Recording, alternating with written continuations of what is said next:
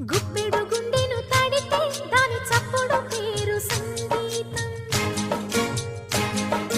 కొప్పున మల్లెలు పెడితే అది చప్పున రమ్మని సంకేతం. అదిరి పడిన పెదవికేంటి అర్థం? అడుగుతోంది ఎదురు చూసి అధర కాగితం నీ మధుర సంత